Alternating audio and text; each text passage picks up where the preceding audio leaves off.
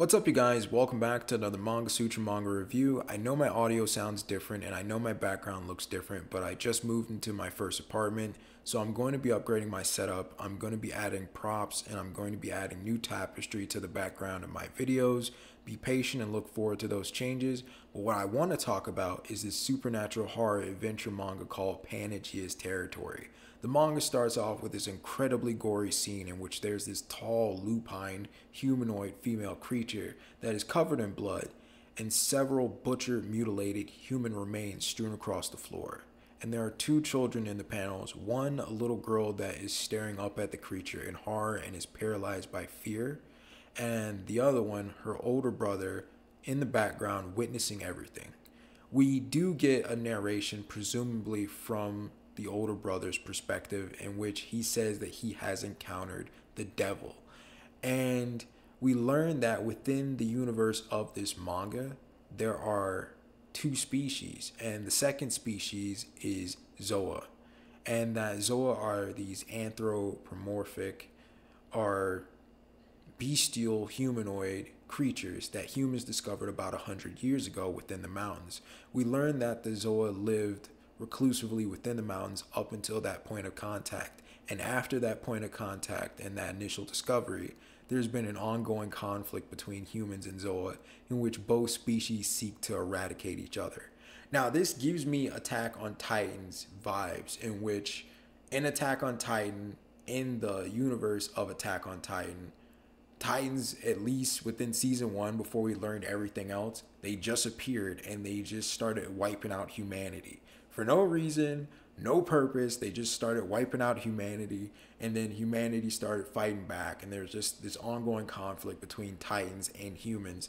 And I feel like that is a similar vibe that we're getting here. It's not a one-to-one parallel, but it's similar, in which humans discover a new species, and boom, there's a conflict with the new species. Both are seeking to wipe each other out. But the human perspective, or at least the human side of it, is these Zoa are these anthropomorphic, bestial, humanoid creatures that are stronger, faster, more vicious, capable of just, in a straight up fight with a human, wiping them out. So why would we want to coexist peacefully with said species when said species is physically capable of preying upon us easily? Fair enough. We see in the next panel, though, that the girl is missing and presumably killed or eaten, and that the creature is holding this thing in its hand. And then we transition to this city in which we see two police officers walking and pretty much asking questions and gathering information among citizens about the murders or the brutal slaughter that went down a couple of nights ago.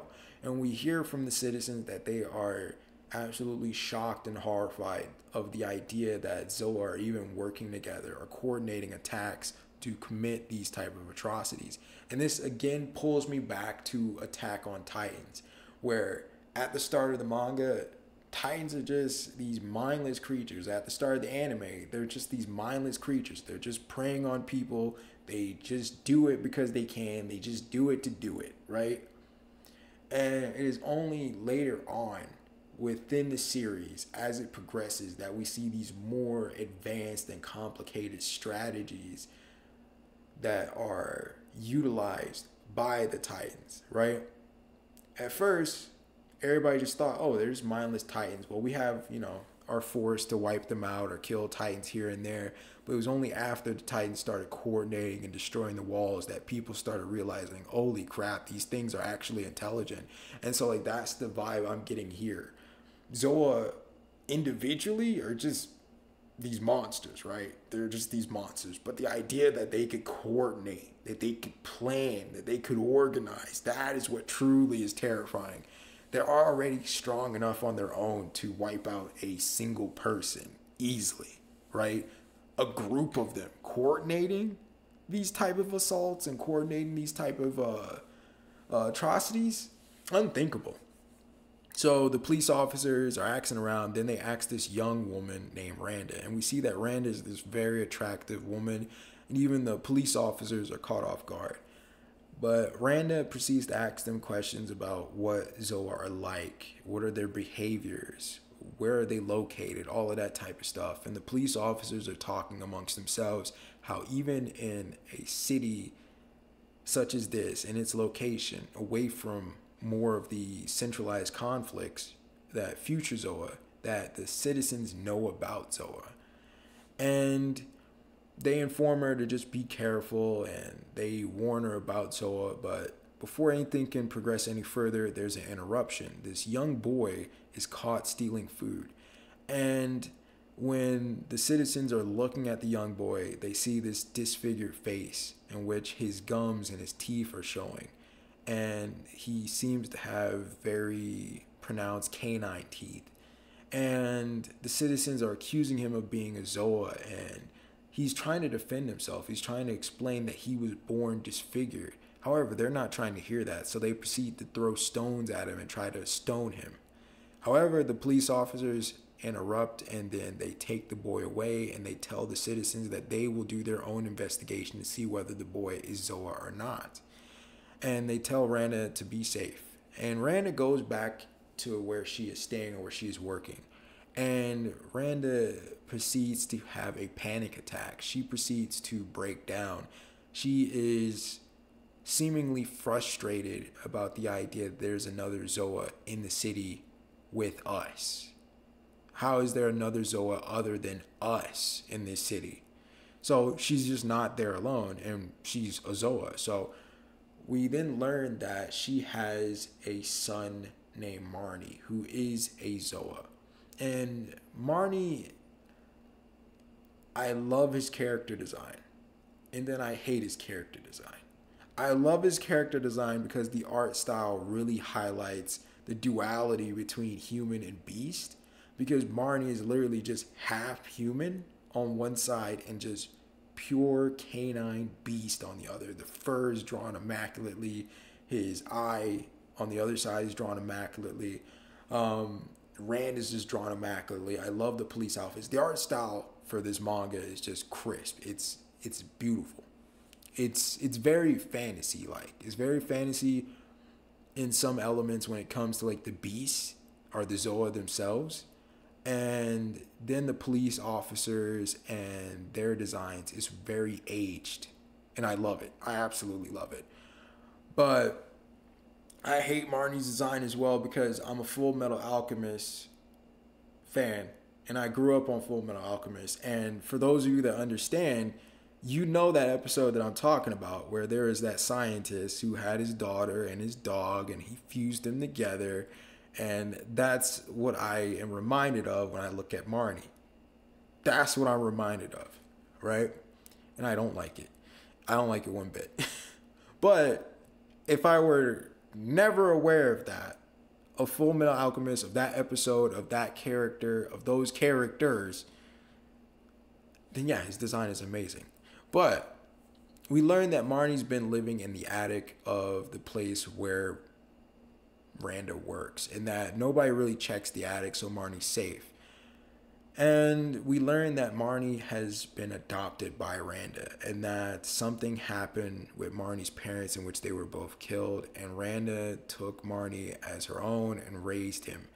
But we also learned, at least in some panels, I think Marnie has a weird relationship with Randa. I mean, yeah, that's his mom, that's his adoptive mom, and he pretty much talks to her like she's his mom, and she considers Marnie her son. But like he said some weird stuff, man. Marnie's got an Oedipus complex.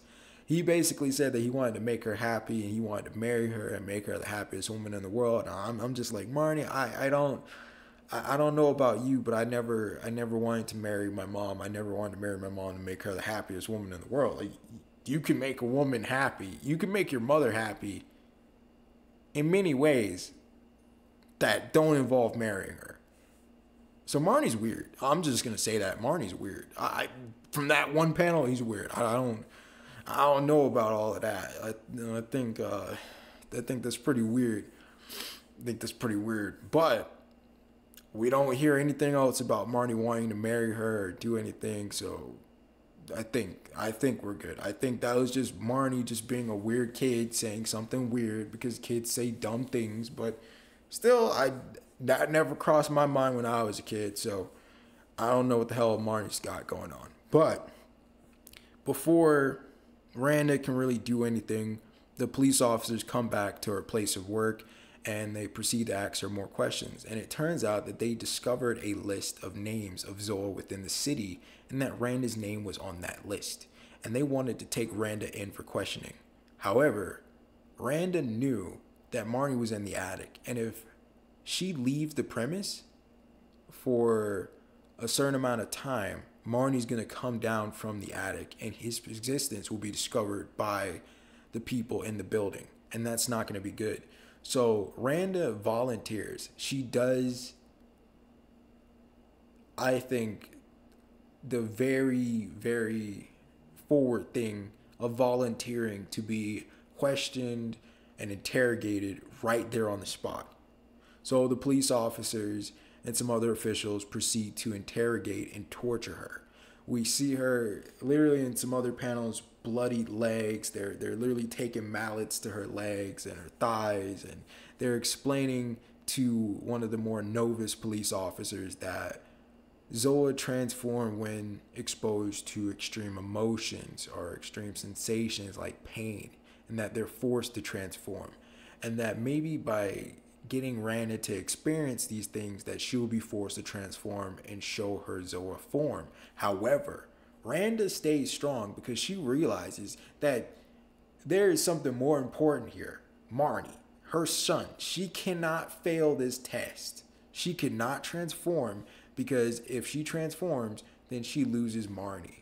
She not only dies or potentially is killed, but Marnie gets discovered and Marnie might potentially be killed, or Marnie might be out of a mother.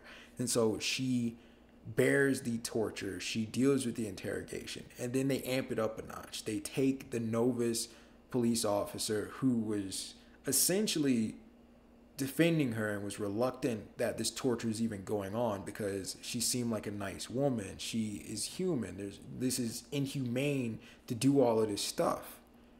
And they proceed to tell him, you need to violate her. And if you don't violate her, then you will be an accomplice. And you will be considered a Zoa as well. Reluctantly, he goes through with it. Randa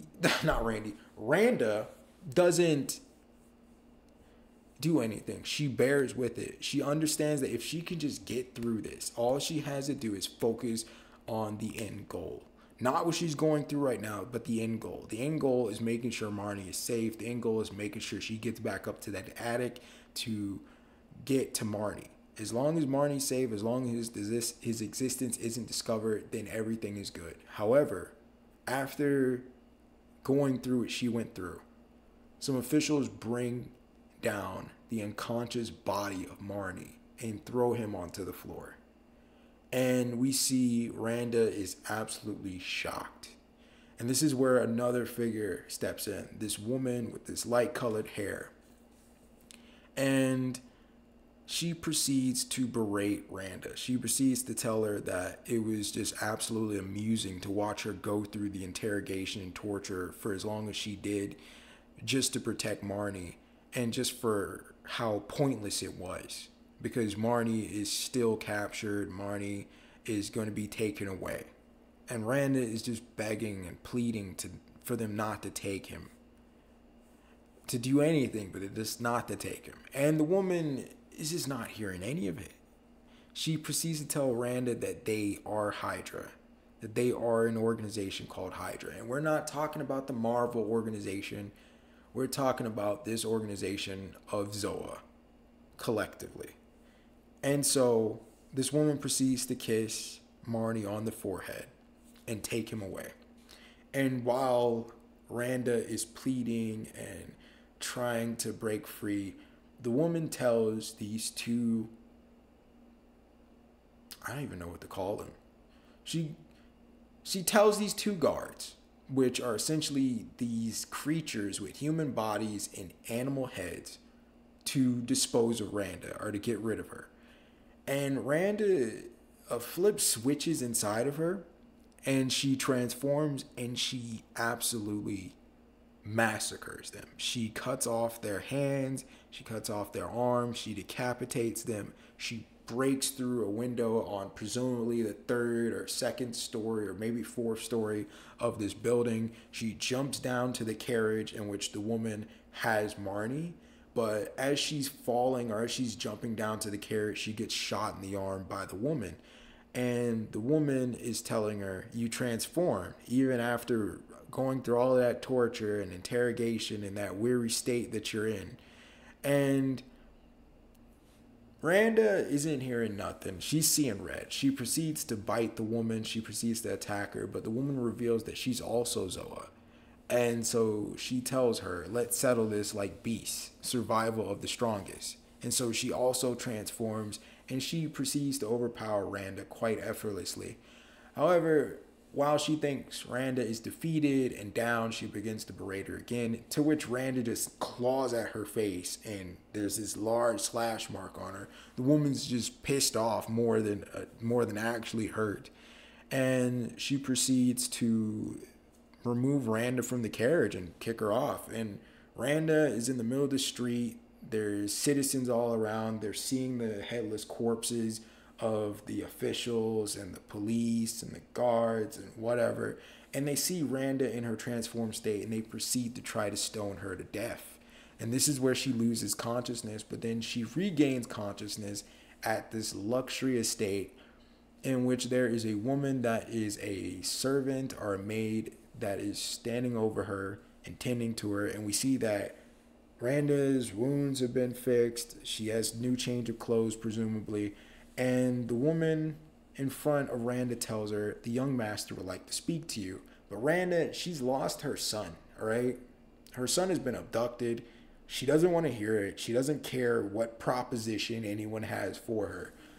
However, when the young master enters the room, we see that it's the young boy from the start of the chapter. And we see that he is offering her a chance to take down Hydra, to take down the people that have her son, and that he can help her get her son back if she helps him destroy Hydra.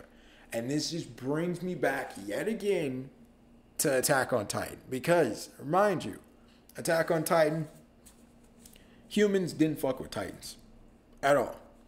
At all. No. It's a kill on sight type of thing. However, when we have Eren Yeager, our main character, become a Titan shifter, and everyone finds out that it's Eren Yeager, then he was put on trial. And there's this whole thing. Do we kill him? Do we let him go? How do we actually go about this? You know, Eren necessarily didn't eat anybody, but at the same time, he's a Titan.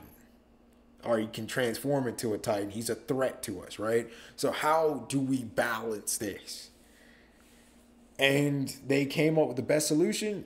We can use him. He's an asset we can use within our military to help take down other Titans. And it's the same vibe that we got here. Randa doesn't care about other Zoa. If anything, she seems to be pretty anti-Zoa. She doesn't necessarily go out her way to hate Zoa or to harm another fellow Zoa. But it's just like she prefers to be on her own. All she cares about is her son. And she would prefer it not to be around other Zoa. Right? Right? And she doesn't seem to be bloodthirsty. She doesn't seem to be this vicious person. She seems to be this very kind-hearted person. And she has a lot of motherly love for Marnie. So, I mean, it's just, what's the best way to get her on your side? Promise to get her son back, you know? And I'm pretty sure she would go to the ends of the world to get Marnie back, whatever it takes. So I really am looking forward to reading the next few chapters of this. I am getting a lot of Attack on Titans vibes here. Not necessarily with the whole, oh, Zoa eat people thing. Like, we haven't seen that. They just seem to just brutally massacre the people.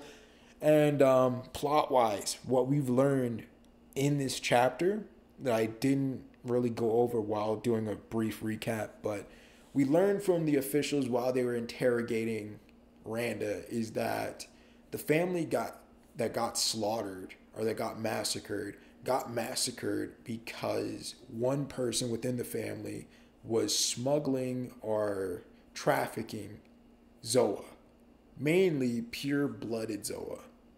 And that the Hydra organization, which is composed of Zoa, was working with this merchant or working with this trafficker to get pure-blooded Zoa. However, apparently the trafficker thought that they could undercut them or play them or something, and so they hid the name or location of one of the pure-blooded Zoa. And apparently Hydra didn't want that, or Hydra didn't like that, and they made an example of him and his family. And so they wiped out his entire family and him to set an example of, hey, don't mess with us, don't screw us over, give us what we want, and we're not going to have problems. So it's going to be a little bit more interesting to learn what the dynamic is between humans and Zoa, because that was a human trafficker working with Hydra, a Zoa organization. However, as we see with Randa, who is a Zoa, they can look pretty human. So are the Zoa just hiding amongst humans in plain sight? Are there Zoa, are there different degrees of Zoa, right? Because with Marnie, I think, and like I said, I'm not going over the pages again, but Marnie's condition as a full pure-blooded Zoa, he's been transforming over time from this human-like infant to just bestial form, He's pretty much half and half right now. So as he gets older, maybe it's going to fully progress to fully cover him, So are there just pure-blooded Zoa? They're just full-on beast mode all the time? Like, what is half Zoa? Are there varying degrees to this pedigree? Pure blood, half blood, quarter-blooded Zoa. What are the experiments? Because the woman that is a high-ranking member in Zoa was telling these two officials with animal heads and human bodies to dispose of Randa, and she called them experiments. So is Hydra taking humans, giving them pure blood, Zoa blood, and transforming them into experiments? Is there some type of what's going on? There's a lot of things going on, but I do love the art style as well.